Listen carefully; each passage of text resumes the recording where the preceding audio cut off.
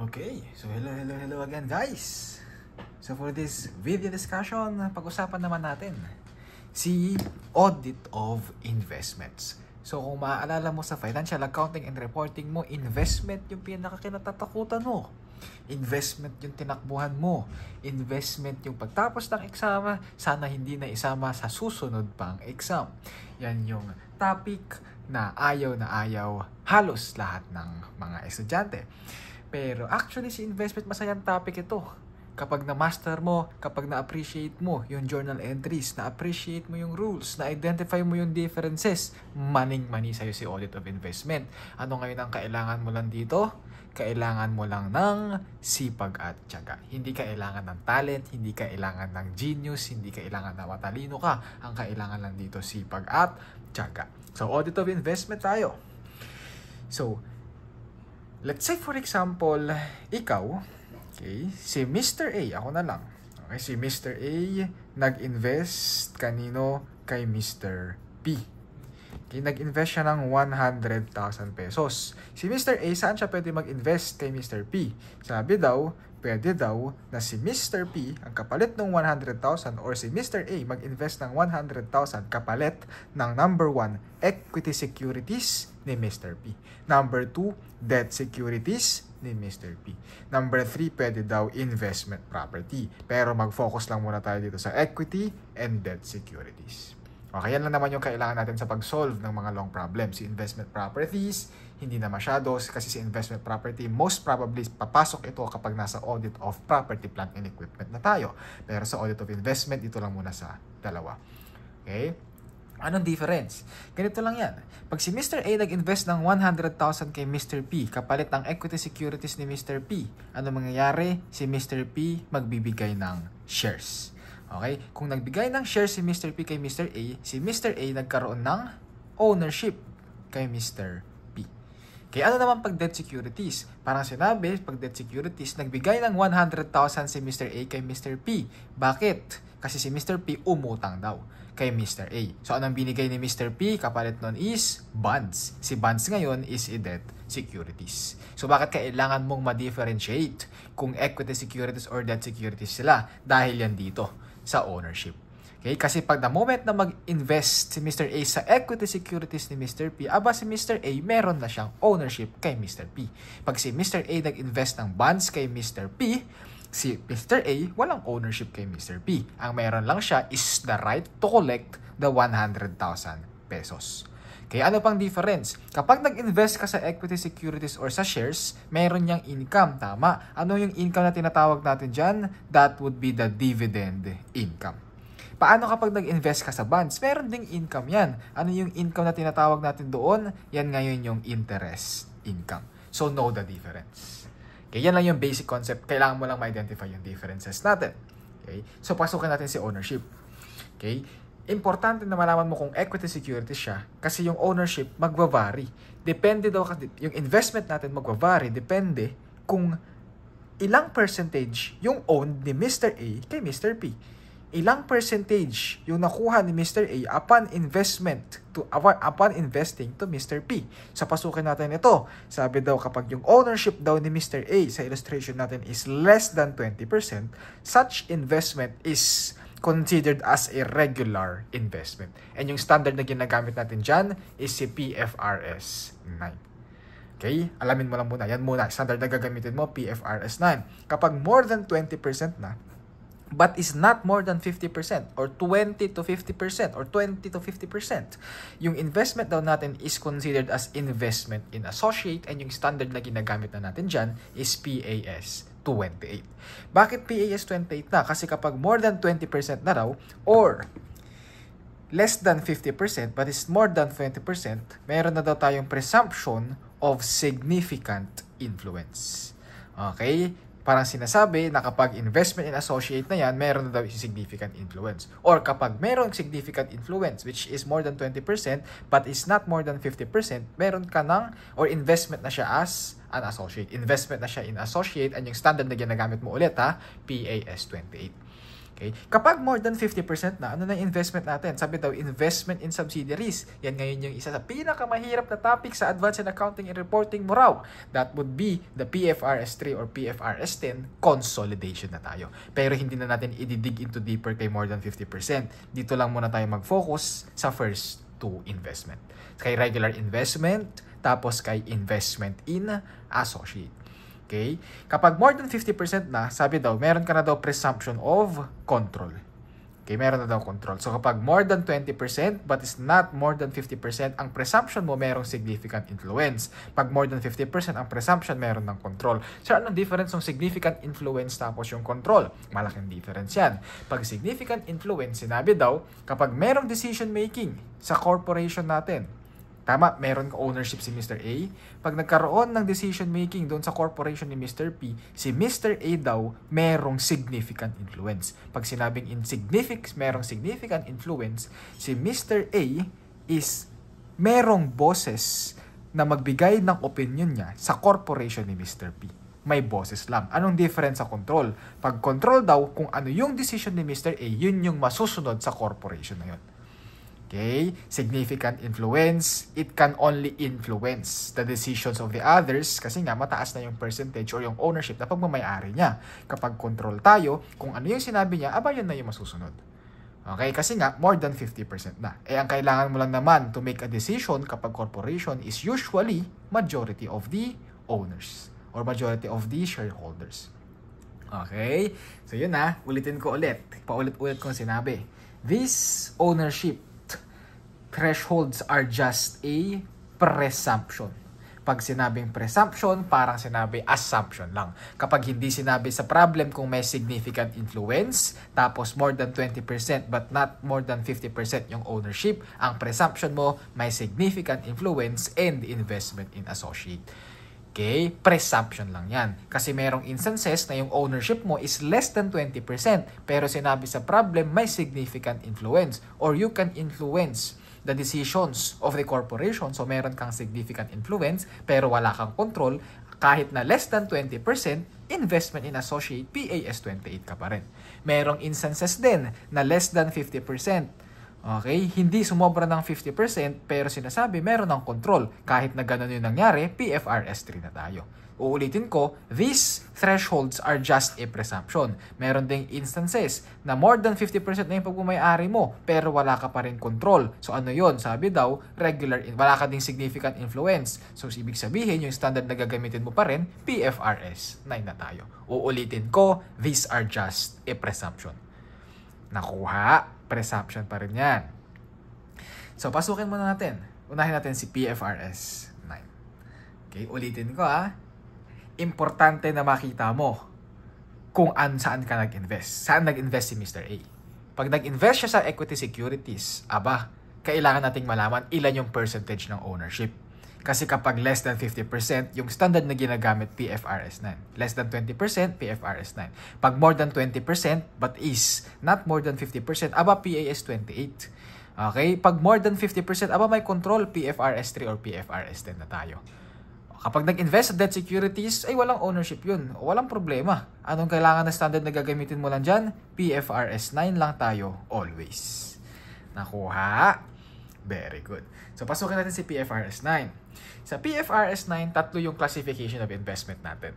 Unang investment natin, those investment that are subsequently measured at amortized cost. Or tawagin natin siya as investment at amortized cost. Shortcutin natin yan as investment at amortized cost. Okay, pangalawang investment natin, those investment that are subsequently measured at FVOCI, tawagin natin siya as investment at FVOCI. Then lastly natin, investment at FVPL. That would be the investment at FVPL. Tatlo yung classification ng investment natin kapag usapang PFRS 9.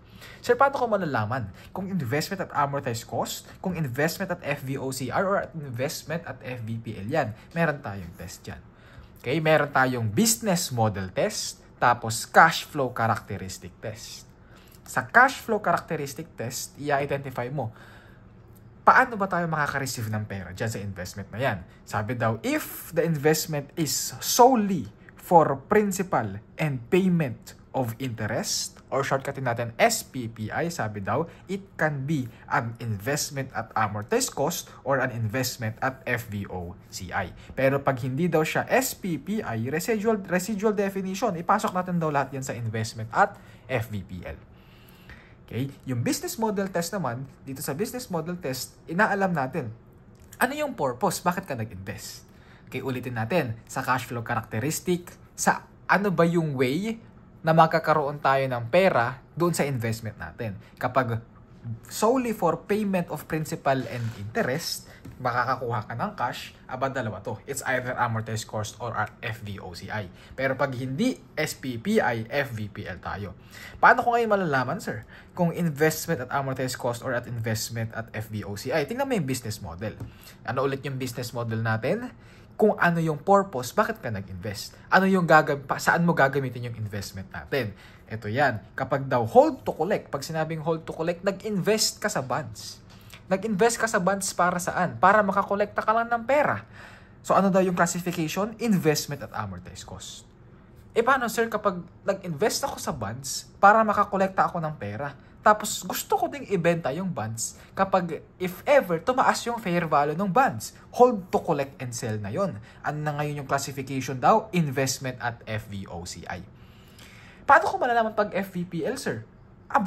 Madali lang yan. Residual definition lang ulit tayo. Kapag hindi hold to collect, kapag hindi hold to collect and sell, ano ibig sabihin ng investment at FVPL? Hold to sell or held for trading securities. Residual definition. Paano sinabing held for trading securities, sir? Nag-invest ka sa bonds. Bakit ka nag-invest sa bonds? Hindi mo intention na makakolekta ng interest. Ang intention mo, bumili ka ng bonds para ibenta mo rin siya agad-agad.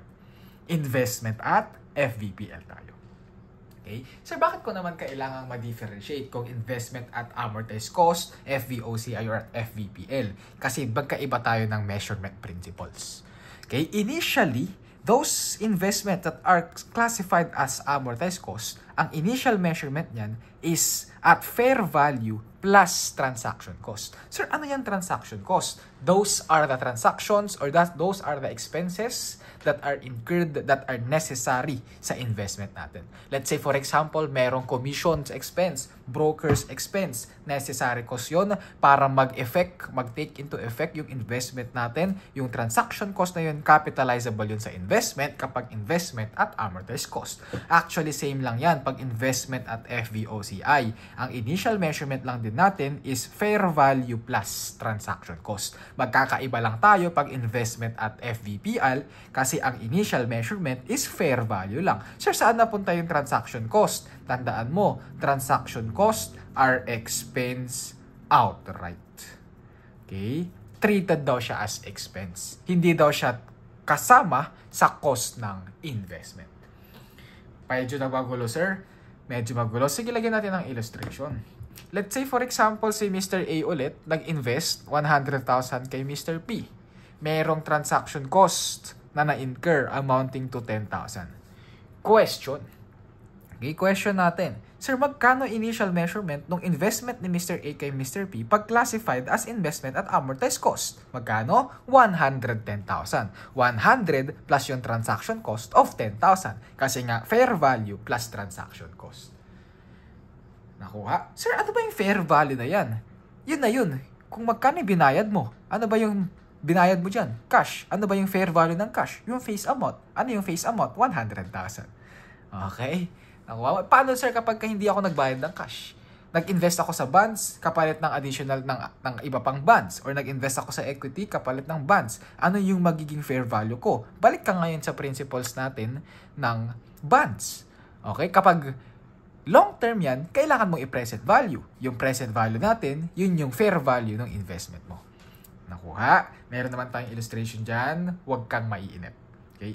Concept lang muna tayo. Ulitin natin. Pag amortized cost, fair value plus transaction cost. Dito sa illustration natin, pag tinanong magkano yung initial measurement ng investment natin is 110,000 pag classified siya as amortized cost or at FVOCI. Sir, paano pag investment at FVPL? Ano yung magiging measurement ng pagkano yung investment natin? Ito lang, 100,000. Bakit, sir? Ano mangyayari doon sa 10,000? Expense na daw yun. Okay, so kung i-entryhan natin yun, kapag investment at amortized cost, ang entry natin dyan, meron kang investment. So asset yan. So nakadebit tayo dyan. Investment at amortized cost, magkano ulit? 110,000. Magkano yung binayaran mong cash? 110,000. Walang problema. Paano sir pag investment at FVPL? Investment at FVPL, magkano ulit dapat ang investment at FVPL mo? 100,000 lang. Paano yun sir? Magkano binayaran ko na cash? 110,000. Ano mangyayari doon sa 10,000? Debit ka ng expense. Kaya nga sabi, expense outright. 10,000. Balance pa rin yung debit and credit natin. Okay. Dali lang, di ba? Madali lang. Madali lang. Nahihirapan ka nung nakaraan kasi maraming concept nakakalito, kasi maraming klase ng investment. Pero kung tsinaga mo yun, kung pinagtsagaan mo yun, pag meron kang patience nun, madali lang sa'yo si audit of investment. Yun ngayon yung purpose natin. Pinapadali natin si audit of or si investment. Ang mas maganda doon, yung investment doon sa financial accounting and reporting mo, yung problems doon medyo basic. Dito, mahahaba na yung problems. Okay tayo? Sige. Subsequently, okay? By December 31, paano mo daw i-measure yung mga investment na yan? From their word itself. Pag investment at amortized cost, Pag investment at FVOCI, at fair value. Kasi nga, fair value through other comprehensive income. Investment at FVPL, fair value through profit or loss at FVPL. Anong difference naman sir ng fair value na to tas fair value na to? Meron ka dyang unrealized gain or losses. Pag unrealized gain or losses, meron kang na-incur. Pag FVOCI, i-recognize mo daw yan sa other comprehensive income. Pag FVPL, i-recognize mo saan? Sa profit or loss. Okay? So, ano ngayon meron sa amortized cost? Pag amortized cost tayo, kailangan importante sa atin si effective interest rate. So, gagawa tayo dito ng amortization table. Kung magkano yung present value sa amortization table mo, yun yung ending balance ng investment natin. Pag fair value naman, kung magkano yung fair value ng investment mo, yun yung ending balance ng investment natin. Nakuha? Ganyan muna, lagay mo muna sa isip mo. Kapag investment at amortized cost, malalaman ko pag investment at amortized cost siya, pag hold to collect. Pag hold to collect tayo, fair value plus transaction cost tayo. Pag fair value plus transaction cost, tapos hold to collect, tapos amortized cost, kailangan ko mag-amortization table. Hold to collect and sell, fair value plus transaction cost pa rin. Pero FVOCI na yun eh. So yung ending balance ko dapat at fair value. Pag merong changes, papasok ko lahat yun sa OCI natin. Pag FVPL, fair value lang. Transaction costs are expense outright. Pag meron changes sa fair value ng beginning balance tapos ng ending balance, i-recognize ko lahat sa profit or loss. Okay, so ano may meron sa securities? Ngayon, si PFRS 9, it applies both to debt and equity securities. Okay, possible na pag nag-invest ka, pag nag-invest ka sa debt securities, sureball PFRS 9 na. Pag nag-invest ka sa equity securities, i-check mo muna yung ownership. Pag less than 20%, PFRS 9 na tayo. Pero take note mo, kapag nag-invest ka sa equity securities, it can never be classified at amortized cost. Kasi hindi mo naman gagawaan ng amortization table kapag nag-invest ka sa shares. Bakit? Ano ba ang purpose ng amortization table? Tama, makocompute mo yung interest expense, interest income. Kapag ka-shares nga, wala kang interest income eh. Ang meron ka, dividend income. So, hindi ko makailangan mag-amortization table. Nakuha? Sige. Ngayon, dito ka lang mahihirapan. Kapag equity securities tayo, tapos kapag equity securities that are classified at FVOCI. Bakit ka na naman mahihirapan dyan? Kasi nga, tama, ang ending balance mo dapat fair value. Pero, take note mo kapag debt, dito ka mahihirapan sa debt securities. Pag equity securities, ngingiti ka dyan. Madali lang yan. Hanapin mo lang yung fair value kasi hindi ka na kailangan mag-amortization table. Yung fair value mo, yun na yung ending balance natin. Pero pag debt securities, tapos classified at FVOCI, i-take note mo you need to do amortization table. And you need to find the fair value. Kapag ka equity securities, fair value only, you do not need to do the amortization table. Paano sir pag investment at FVPL? Huwag kang mag-aalala, yan yung pinakamadali. You only need to find the fair value. Okay, sige. So yan muna tayo for audit of investment at PFRS 9. Pasukin natin ngayon si PS28. Sige. Okay, now overall ka na naman. Daming standards, sir. Nung undergrad namin to, 9 hours namin diniscuss si PFRS 9 eh. Tapos another 6 hours for investment in associate. Tayo, didiscuss lang natin yan for a period of only 30 minutes. Okay? Audit of investment in associate, PAS 28 ang standard na gagamitin mo dyan ha. I-take note mo ulit. Kapag investment in associate, meron tayong significant influence. Take note mo na lang.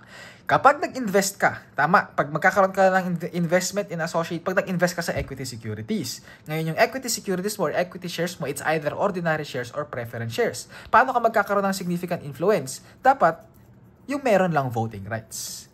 Okay? So, ibig sabihin, kapag nag-invest ka daw sa preference shares, tama, si preference shares, walang voting rights yan. Hindi siya kasama sa paghanap kung merong significant influence. Okay, ulitin ko. Pag hahanapin mo kung magkano yung significant, kung ilang percentage yung significant influence, i-exclude mo sa equation natin si preference shares. For the sole reason na si preference shares, walang voting rights. So, walang significant influence. O hindi siya makaka-affect sa significance natin. Okay, sa influence natin. Next, but potential voting rights that are currently exercisable or convertible are included despite the intention to exercise it or not. So, anong ibig sabihin ng haba? Hindi ko naintindihan. Let's say, for example, si Miss doon sa illustration natin kanina, si Mr. A nag-invest kay Mr. P. 100,000. Sabihin na natin yung ownership ni Mr. A is nasa 10%. Ay, 10% lang. Regular investment lang, PFRS 9 tayo. Tignan mo muna. Baka merong potential voting rights. Baka sinabi ni Mr. P or si Mr. A merong preference shares. O, may preference shares siya. E yung preference shares na yun, wala namang voting rights yun. So, hindi mo yun i-consider. Pero let's say, for example, yung preference shares is a convertible preference shares. Pag sinabing convertible preference shares, si Mr. A daw merong right na i-convert yung preference shares niya into an ordinary share. Let's say, for example, kapag kinonvert daw ni Mr. A yung preference shares niya kay Mr. P, magkakaroon si Mr. A ng additional 20%. So, pag kinonbine natin yan, 20% plus 10%, meron na siyang ownership of 30%. May significant influence ba? Presumption? Yes, meron na. Okay? Eh, paano, sir? Hindi naman gustong i-exercise ni Mr. A yung 20% na ownership na makukuha niya sa preference share kay Mr. P. Wala kang pakialam doon. Sabi nga, despite the intention to exercise it or not, i-consider natin yan 20% para malaman natin kung may significant influence si Mr. A. Okay? Exercisable or convertible rights. Take note mo na lang yan. Okay? Okay, Sana malinaw. Next, investment in associate at PAS 28, measurement principle natin. Magkaiba na to Okay, magkaiba na yan sa PFRS 9. Kanina, initially, sa fair value yun. Tama, may fair value tayo dito. Pero kay investment in associate, initial measurement natin is at cost. Okay, at cost plus any directly attributable cost. So yung at cost na yan, parang same sa inventories? Yes, parang same lang yan sa inventories. Kung magkano yung binayaran mo, magkano yung cash na binayad mo, doon sa investment natin, yun yung initial measurement. Subsequently, meron tayong tinatawag na equity method. And sabi sa equity method, investment account is subsequently adjusted. I-adjust daw natin yan for any investor's share in investee's profit or loss, dividends, or other comprehensive income. Parang sinabi lang dito na kapag daw si investee, yan yung associate. Okay? Point of view tayo ni investor. Tayo yung nag-invest. Kanino tayo nag-invest? Kay investee yun. Yung investee tinatawag as associate. Sabi daw, kapag daw gumalaw yung equity section ni associate, i-adjust mo daw yan doon sa investment account natin. Ano ba yung mga equity section ni associate? Or ano ba yung mga transactions na nakaka-affect sa equity section ni associate? Pag merong net income or merong net loss. Pag nagbayad ka ng dividends, kasi nag-credit ka dyan or nag-debit ka dyan ng retained earnings, or kapag merong changes sa other comprehensive income. Okay, i-adjust lang natin siya, the same sa adjustment sa equity section. Paano the same sa adjustment, sir? Let's say, for example, may profit si associate. Kung may profit si associate, ano may magiging effect sa capital or sa equity section ni associate? Tataas, tama? Anong gagawin natin sa investment in associate ni investor? Itataas din natin. Nakuha? Ano itataas din natin, sir? Same amount ba? Kung nagkaroon ng profit si associate, 100,000, same amount din ba? Tataas ng 100,000 yung investment in associate natin? Hindi. Dapat yung share lang ni associate or yung share lang ni investor. Let's say for example, yung ownership niya is 20%, 20% lang ng 100,000 yung magiging adjustment natin dito. Okay, let's say for example, nagkaroon ng loss. Kung nagkaroon ng loss, bumaba yung equity section ni associate. Anong gagawin natin sa investor or investment in associate account? I-credit natin yan or babawasan natin yan rather, hindi credit.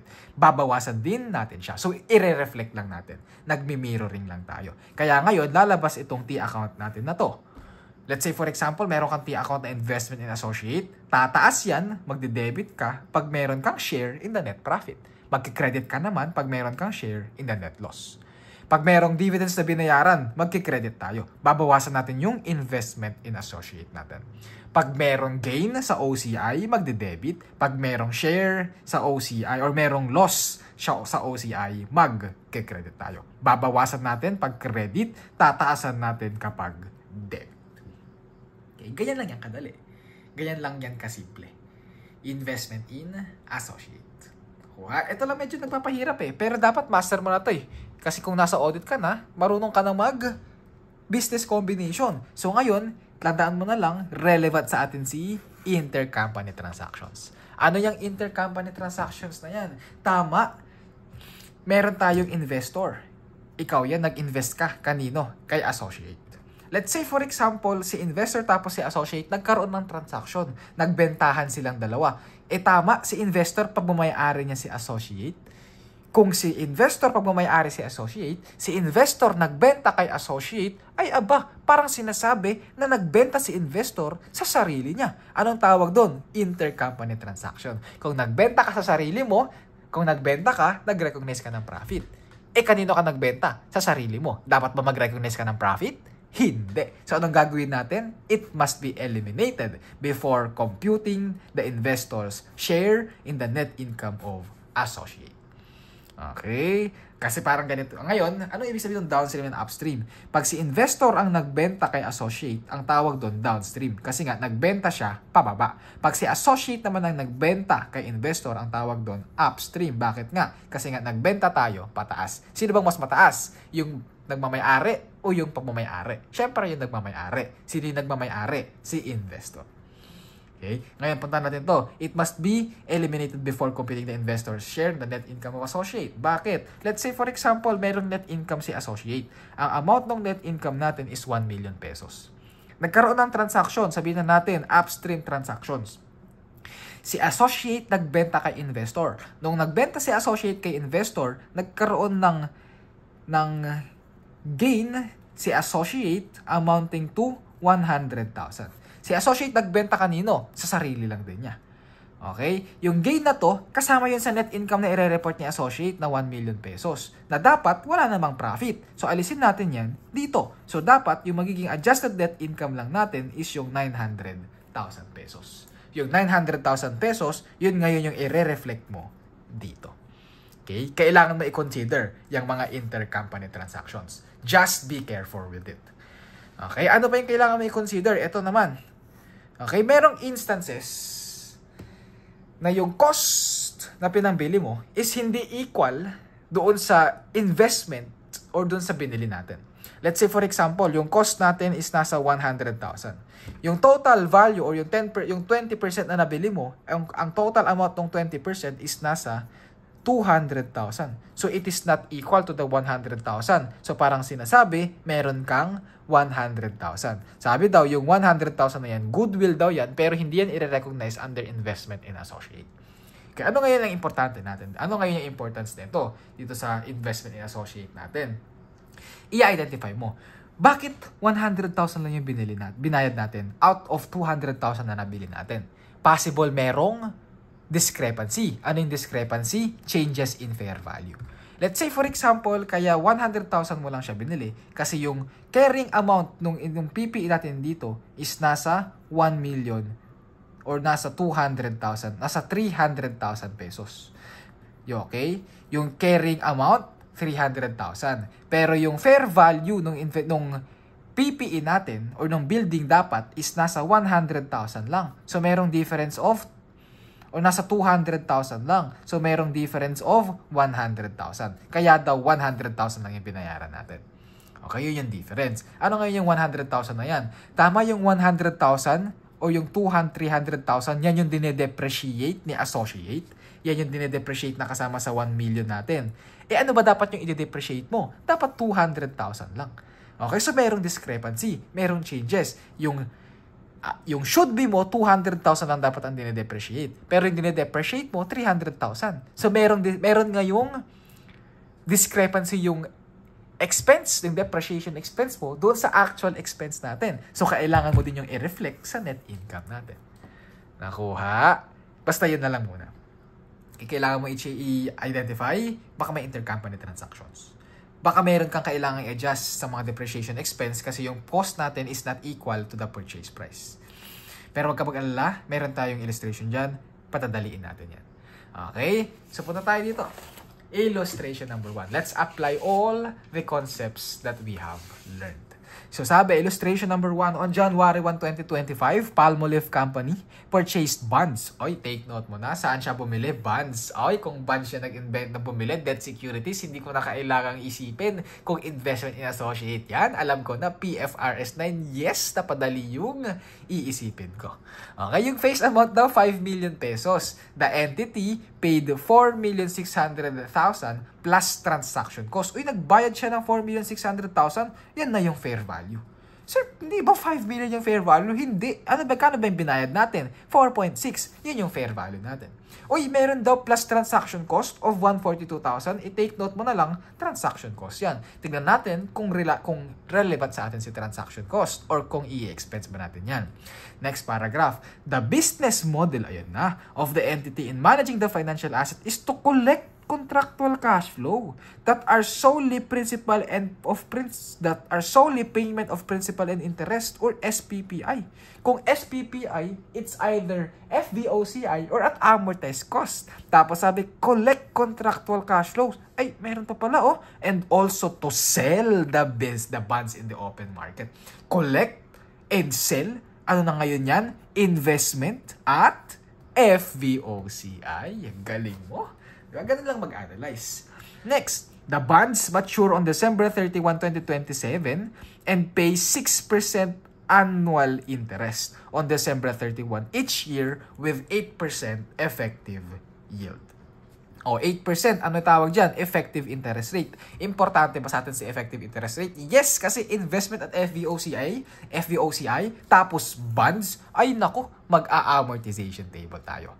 Okay? Next, the bonds are quoted at 105 on December 2025. Ano ibig sabihin ng 105?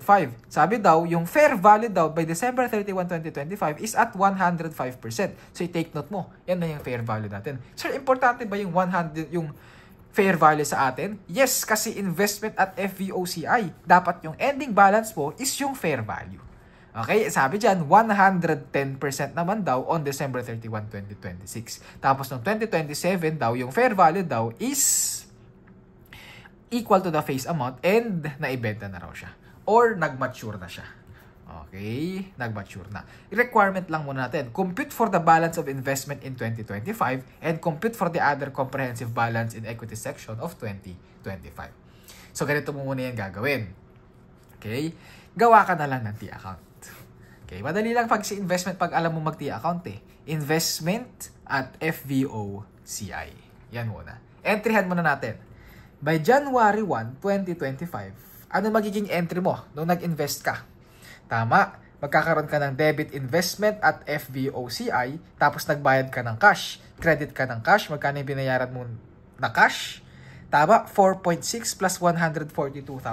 So that would be 4,742,000. Yan yung binayaran mo na cash. Yung 4.6 tapos yung transaction cost of 142,000. Or investment at FVOCI. Ano gagawin mo sa transaction cost? Ika-capitalize ko yan, sir, sa investment. So, ibig sabihin yung investment at FVOCI natin dito, 4,742,000. Okay, ganun lang. A question. What if investment at FVPL? Ano yung magiging invest balance natin dito? 4.6 lang. Yung 142,000 expense outright. Okay, so yan yung entry mo ng January 1, 2025. Ngayon, subsequent measurement natin, December 2025. Okay, by December 2025, ito na yan, i-plot mo na yan. Kung yung investment at FVOCI mo is nasa 4,742,000, yung ending balance natin dito, tama, yung ending balance mo dapat yung 105%. Magkano ba yung face value natin? 5 million pesos. So yung fair value natin, 5 million times 105%, that would be 5 million times 1.05, that would be 5,250,000. So, yung ending balance mo dito, dapat 5,250,000. Alam mo na ngayon. Pag tinanong, magkano yung balance ng investment natin in 2025, ito na agad yung sagot mo. 5,250,000. Yes, ganyan lang yung kadali. Okay, ito ngayon yung problema. Magkano daw yung papasok sa other comprehensive balance natin? Okay, sir, dapat, di ba dapat yung changes dito, unrealized gain or unrealized loss lang? Kung meron kang nadagdagan, merong unrealized gain. Okay? Merong unrealized gain. Saan ulit papasok yung unrealized gain? Sa other comprehensive income. Pero hindi lang yung difference yan. Kasi nga, yun yung mahirap. Kaya nga sa bonds, naka-bonds tayo. Pag naka-bonds ulit tayo, kailangan mong mag-amortize. So mag-amortize tayo dito. Ito yung date po, January 1, 2025. Tapos by December 2025. Meron dito interest receivable, interest income, amortization, and yung, dito ko na lang ilagay yung present value. Okay, shortcutin natin.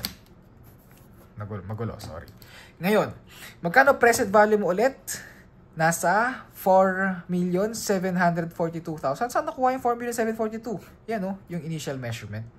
O interest receivable. Sabi sa problem, meron ka daw 6% interest annually. So meron ka dito 6% interest receivable. Magkano yung face amount mo? 5 million pesos. So 5 million pesos times 0.06, meron kang interest receivable of 300,000 by December 31, 2025. Magkano interest income natin? Ang gagamitin mo dyan, effective interest rate. That would be 8%. So 4,742,000 times 8%, magkano yan? 379,360. Tapos, i-differentiate mo lang yan or i-minus mo lang yan sa interest receivable, makakompute mo yung 79,360 of amortization. 4,742. So, naka-discount. Yung goal natin, dapat mag 5 million pesos to. So, yung 79,360, i-add mo yan sa 4,742,000. This is equivalent to 4,821,360. Yan yung ending balance sa amortization table. Nakuha mo? Sir, parang mabilis, di ko na naiintindihan yung amortization table, pero wish talaga sa atin yung amortization table na yan. Mag-refer ka na lang po sa discussion natin sa amortization table. Meron yan sa long-term debt, sa long-term bonds natin or long-term liabilities, and meron din yan sa notes receivables natin. Okay, refer ka na lang sa video discussion natin doon. So ngayon dito, ang assumption ko, marunong ka na and master mo na si amortization table. Okay tayo. Ending balance ulit ng December 31, 2025 natin under amortization table is 4,821,360. Nakuha mo? Ano ngayon yung goal natin dyan, sir? Ito i-take note mo. Itong amortization natin na 79,360, dapat magre-reflect yan dito. Meron kang additional investment dito of 79,360. Tsaka mo ngayon makikita yung unrealized gain or losses. Magkano yan? 4,742,000 plus 79,360. 4,821,360. Familiar? Yes. Ito yan. Yung 4,821,360, i-differentiate mo yan dito sa ending balance supposed to be natin na 5,250,000. Magkano yung difference natin? 428,640. Yung 428,640 na yan, yan yung investment o yan yung unrealized gain na papasok sa other comprehensive income mo. So pag tinanong dito, magkano yung OCI mo in the equity section, yung sagot natin dyan ng 2025 is nasa 428,640. Yan. Papasok yan sa OCI natin. Nakuha yon. Pag tinanong, magkano yung ending balance ng investment ko? Ito na. 5,250,000. Pag tinanong magkano yung begin, magkano yung pumasok sa OCI natin, ito yan, 428,640. Okay? Merong 79,360 na nanggaling yan saan? Sa interest income natin or sa amortization table natin. Okay? Sige. I-differentiate natin siya dun sa ibang investments. Okay? Pasok muna tayo sa illustration number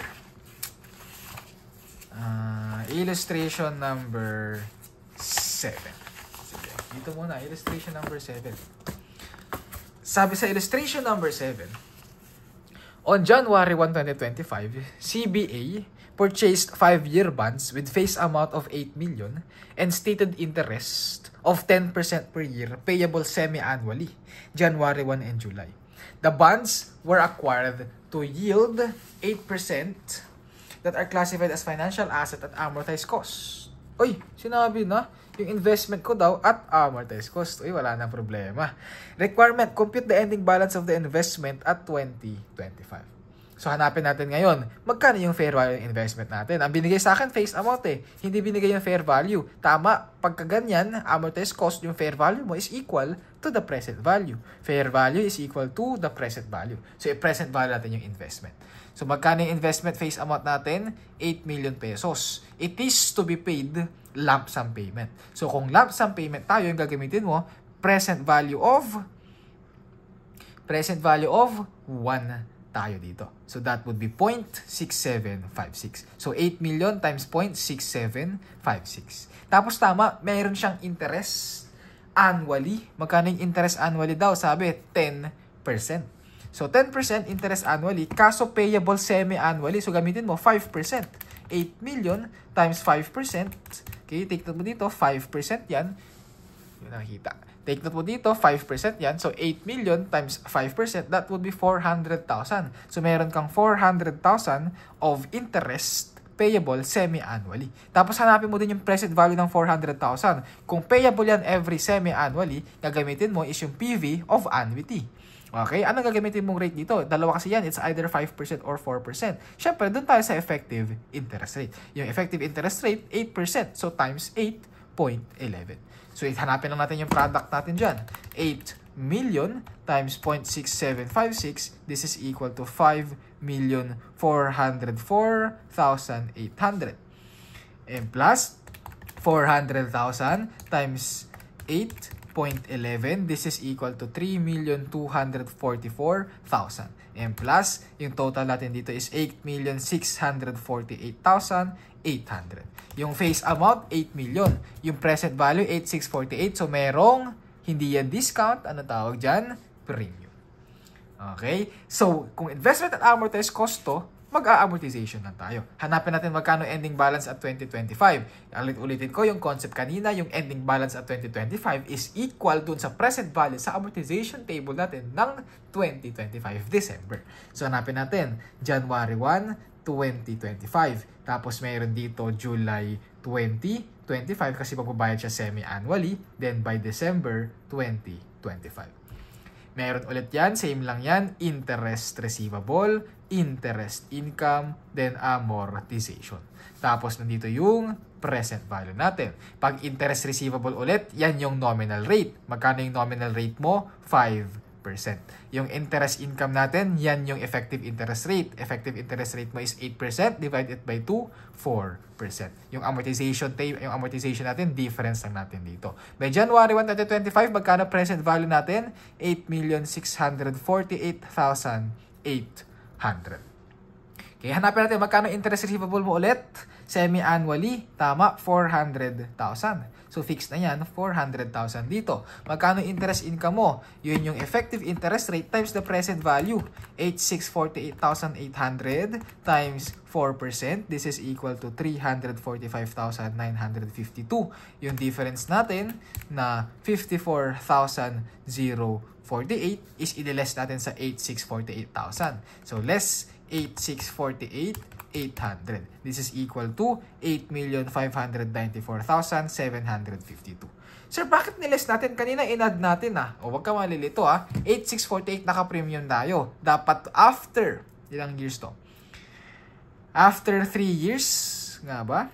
So after or at the maturity date, dapat yung goal natin dito, bumalik yan ng 8 million pesos. Kung 8,648,800 to, gagawin mong 8 million pesos, lahat ng amortization table, ililess natin. Or lahat ng amortization natin, ililess natin dito. Okay? O, computin natin ulit yung interest income natin dito. That would be 8,594,752 times yung effective interest rate of 4%. This is equal to 343,790. Yung difference lang ulit, less 400,000. This is equal to 556,200. Sige, round off natin, 210. So, 56,210 less 8,594,752. This is equal to 8,538,542. Yan yung sagot natin for illustration number 7. Yan lang, ganyan lang kadali. Ang mahirap lang dito, maproseso. Okay, kailangan mo lang mag-amortization table ulit. Yung ending balance natin sa amortization table or yung present value natin sa amortization table, yun yung ending balance ng investment in associate. So kung i-entryhan natin yung illustration number 7, tama, meron kang debit, investment, at amortized cost. Magkano ulit yan? Ito yan, 8,648,800. Okay, sabihin na natin, nagbayad ka. Magkano yung, or meron kang, tama, payable or no. Nagbayad ka ng cash. Tama? Hindi. Nagbayad ka ng bonds. Kawait na ng bonds. So, yung bonds natin dito, nasaan? Magkano? 8 million pesos. Meron kang kulang, sir. Anong kulang natin dyan? Premium. Credit ka ng premium of 648,800. Tapos ngayon, by December 31 and July 1, 2025, ano magiging entry mo? Mababawasan mo yung investment at amortized cost mo. So, credit ka ng investment at amortized cost. Magkano yan? 54,048. Babawasan natin yan. Anong debit natin? Bawasan mo yung premium. Okay, premium natin na 64 or 54,048. Tapos, i-continue mo na lang yung entry natin. Ganyan lang yan kadali. Okay, so yan for illustration number 7. I-compare mo dun sa illustration number 1 natin and sa illustration number 7. Sa illustration number 1 and 7, parehas tayong nag-amortization table. Pero pag FVOCI, yung ending balance mo lang ulit is yung fair value regardless kung ano mangyari. Okay, pero kapag ka-investment at amortized cost, yung ending balance mo is yung nasa present value sa amortization table. Okay, punta natin sa illustration number 8. Mas padaliin natin. On January 1, 2025, Mr. Valentino Company purchased 100,000 bonds at 98. Yung 98 natin, sabi daw dito, binibili siya ng 100,000 bonds or bonds, hindi na kailangan ulit sa ownership, at 98. So parang binili mo daw siya at 98,000. Okay, at 98%, parang ganon. The bonds mature on January 1, 2029 and pay 12% annual interest beginning January 1, 2026. Commission paid to the acquisition amounted to 10,000.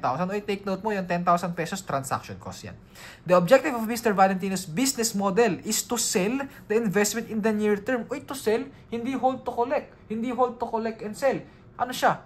Hold to held to sell. Ano yan? FVPL. Pag FVPL ulit, initial measurement natin, fair value. Any transaction cost are expense. Subsequent measurement natin is at fair value lang din. Accordingly, the bonds were classified as held for trading securities. So, sinabi din. On December 31, 2025, the bonds are quoted at 101%. On January 2, 2026, the bonds were sold at 110. Compute for the balance of the investment at 2025. Hanapin lang natin, investment at 2025. Madali lang yan. T-account ko lang ulit yan. Investment at FVPL. Initial measurement mo, tama, 98,000. Sir, 98,000 lang? Hindi ko gagamitin yung 10,000? Hindi. Transaction costs are expense outright. So, kung i-entryhan mo yan, debit ka ng investment at FVPL, credit ka ng cash. Yung binayaran mong cash dyan is nasa 108,000 pesos. Yung 98,000 plus 10,000, 108,000. Pero yung investment at FVPL mo, 98,000 lang. Kasi yung 10,000 natin, expense natin yan of 10,000. Okay, ending balance mo dapat na 101. Magkano ba yung face amount? 100,000 times 101%, this is equal to 101,000. Yung ending balance mo dito, dapat 101,000 lang tayo. Meron kang difference, X ka dito, nadagdagan ng 3,000 pesos. Anong tawag sa 3,000 pesos na yan? Unrealized gain. Saan papasok ulit yan? FVPL profit or loss. Kung i-entryhan mo yung unrealized gain na yan, ang entry mo dyan, debit ka ng investment at FVPL kasi itataas mo nga yung investment at FVPL mo. Tapos credit ka ng unrealized gain. Credit ka ng unrealized gain sa profit or loss. Magkano? 3,000 pesos. So, ganyan lang yung entry natin. Ulitin ko, importante si entry. Kasi kapag hindi mo na alam yung magiging gagawin mo, kapag nagsasagot ka ng audit problem, kasi mahaba yung problems natin dyan, mahaba yan, continuing chain problems yan, journal entry will help you a lot. Okay, so familiarize yourself with the journal entries.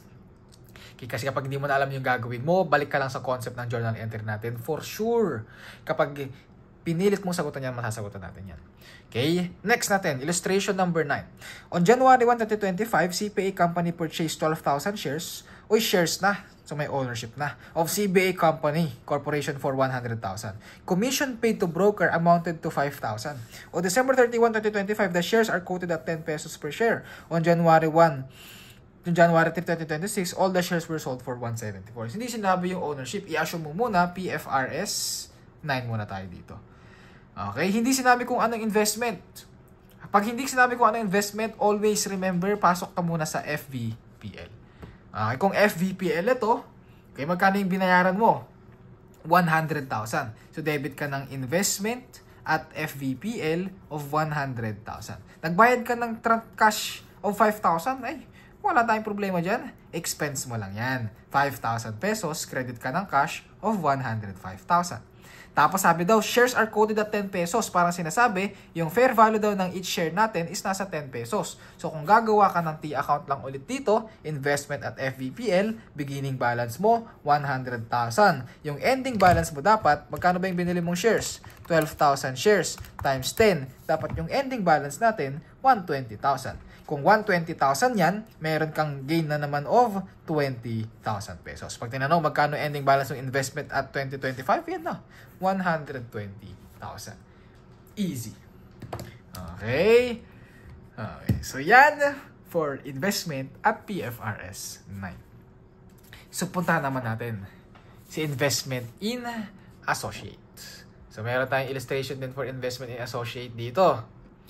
Okay, punta tayo sa illustration number 2.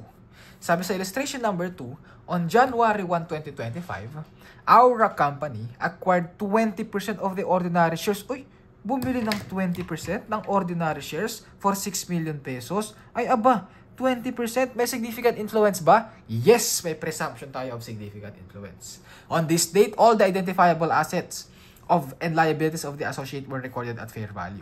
An analysis of the acquisition showed that the goodwill of 300,000 was acquired. Yung goodwill, i-ignore mo muna yan. Kasi si goodwill, wala sa investment in associate.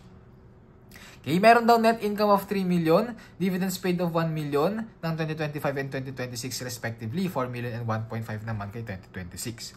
Sige, entryhan muna natin to. Initial measurement mo for investment in associate is at cost. Tama. So, ang entry mo dyan, debit ka ng investment in associate, credit ka ng cash, simpleng-simple lang, 6 million pesos. So, kung gagawa ka na ng T-account mo for investment in associate, meron ka na dapat dito, 6 million pesos.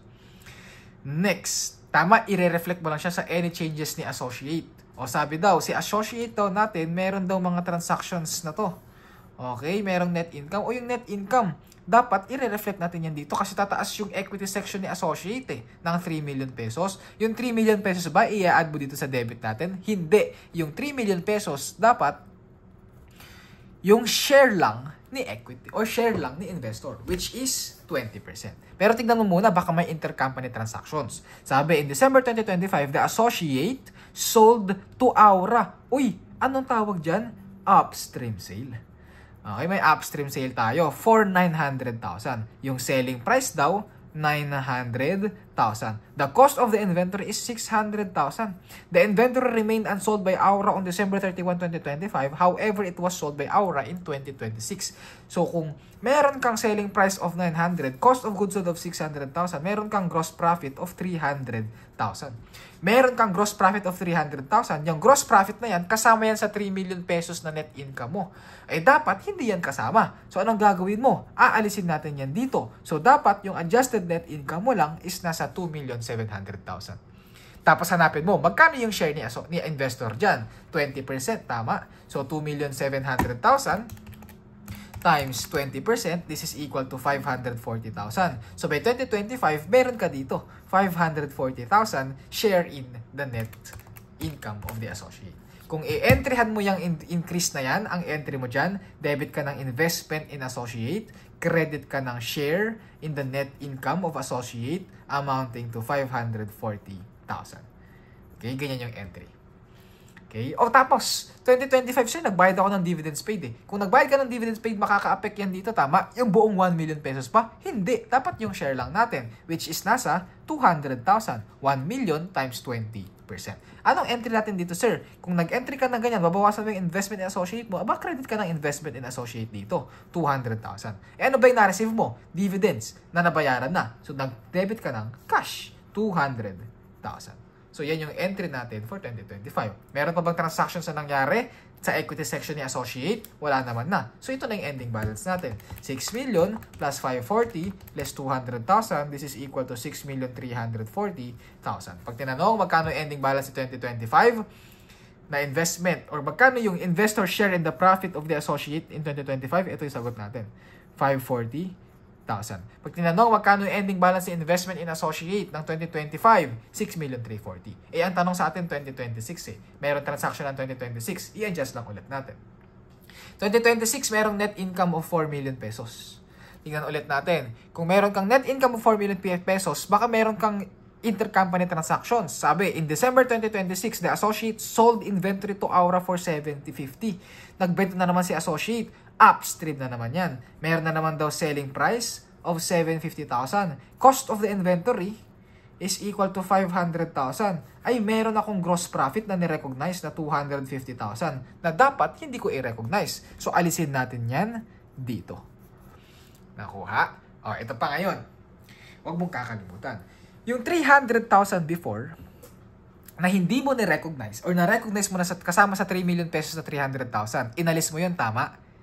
Eh sabi, naibenta daw siya in 2026. Kung naibenta siya in 2026, dapat meron kang income na 300,000 ng 2026 na hindi mo sinama sa 2026 kasi nga isinama mo ng 2025. So, kailangan mong i-add yan dito. Okay, ganun lang yun. 4 million less 250 plus 300,000. This is equal to 4,050,000. Tapos, i-adjust mo yan dito kasi tataas ng 4,050,000 yung equity ni associate. So, dapat tataas din yung investment in associate mo ng magkano? Equal dun sa 20%. This is equal to 810,000. Kung i-entryhan mo lang ulit yan, debit ka lang ng investment in associate, credit ka ng share in the net income of 810,000 pesos. Tapos, nagbayad na naman ng dividends paid. 1.5, magkano share mo? 20%, 300,000.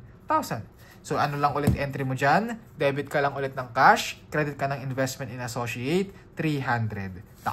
Pag tinanong, magkano ending balance ng investment in associate mo by 2026? 6,340 plus 810 less 300,000. This is equal to 6,850,000 pesos. Easy. Okay, pag tinanong, ito, ano sagot dito? Share in the profit of the associate? Ito na, 810,000. Carrying amount of the investment in associate in December 31, 2026, ito na, 6,850,000. Easy. Okay, last illustration muna for this video discussion. Okay, yung next illustration natin, yung mga long problems natin, which is ito, yung example natin, tabangan mo na lang sa part 2. Illustration number 3 muna. Sabi, magiging CPA company owns 15,000 shares out of 100,000 outstanding shares of Aura Corporation. Uy, 15,000 yung ownership. Compare mo nga, may significant influence ba? 15,000 divided by 100,000 times 100%. Ay, 15% lang. Walang significant influence. Okay, PFRS 9 tayo. Sabi, magiging CPA also holds 20,000 stock rights. Uy, stock rights, convertible rights, exercisable rights. Tignan natin. Well, these stock rights are currently exercisable. Sabi, which enable it to acquire additional Aura Corporation shares on a 2 rights for 1 share. So, kung 20,000 yung stocks natin, i-divide mo ng 2 rights para ilang shares ang pwede daw niyang bilhin. Additional 10,000 shares. The stock rights are exercisable immediately. Ayun na yung clue natin. Sabi, however, magiging CPA management does not intend to exercise the stock rights. Ay, ignore. Wala tayong pake dyan. Aura Corporation does not have any other stock rights outstanding aside from the held by the magiging CPA. Aura Corporation reports profit of 1 million pesos and pays cash dividends of 100,000. The investment has a carrying amount of 300,000 at the beginning of the period. Question ngayon, anong standard ang gagamitin natin? PFRS 9 or PAS 28 given na 15% lang yung ownership natin? Sabi ko kanina, kailangan nating i-include yung mga currently exercisable rights. Okay? Kung 15,000 rights siya before, magkakaroon siya ng additional 10,000 pag in-exercise niya ito, this is equal to 25,000. Kung 100,000 yung stock rights before, nagkaroon ng 10,000 na stock rights dito, yung total outstanding stocks natin is nasa 110,000. Ilan ngayon yung ownership na ngayon kapag ka nag-exercise yan? 25,000 divided by 110,000. 25 divided by 110, this is equal to 22.7%. Uy, more than 20%. May significant influence ba? Yes, may significant influence. So, anong standard ang gagamitin natin? PAS 28. PAS 28 natin, initial measurement is at cost. Okay, at cost tayo dyan. Sabi the investment has a carrying amount of 300,000. Pag ganyan, T-account ka na agad guys. 300,000 investment in associate. Tapos sabi, meron daw profit of 1 million pesos. Alam mo na, yung profit na 1 million pesos, kailangan mo i-reflect yan sa investment in associate natin. 1 million pesos. O, ilan ngayon yung share na magiging CPA? Question ngayon. Ilan yung share? Ito ba dapat 22.7? Hindi, guys. Yung gagamitin mong share dito, dapat 15% pa rin. Yung actual ownership. Hindi ito. Okay, ulitin ko Tingnan mo yung difference. Yung currently exercisable rights, i-consider mo para mahanap yung significant influence. Pero pag tinanong magkano yung share niya sa profit, yung actual ownership pa rin ang gagamitin mo. So, 15% pa rin. So, this is equal to 150,000. So, meron kang additional 150,000 dito. Tapos, nagbayad daw ng dividends, 100,000. Less or times 15%, this is equal to 15,000. So, less ka ng 15,000 dito. So, question, determine the share and the profit of the associate, 150,000. Determine the carrying amount of the investment at the end of the reporting period, 300 plus 150 less 15,000. This is equal to 435,000. So, yan lang kadali yan. Okay. Ayan na yung basic concepts natin for investment that are using the standard of PFRS 9 and those standards that are using PAS 28. So, stay tuned. Puntahan mo yung part 2 natin para mag-solve tayo sa pagsosolve ng mga long problems regarding audit of investments. Yan lang muna guys. Pahinga ka ng konti. God bless and ciao!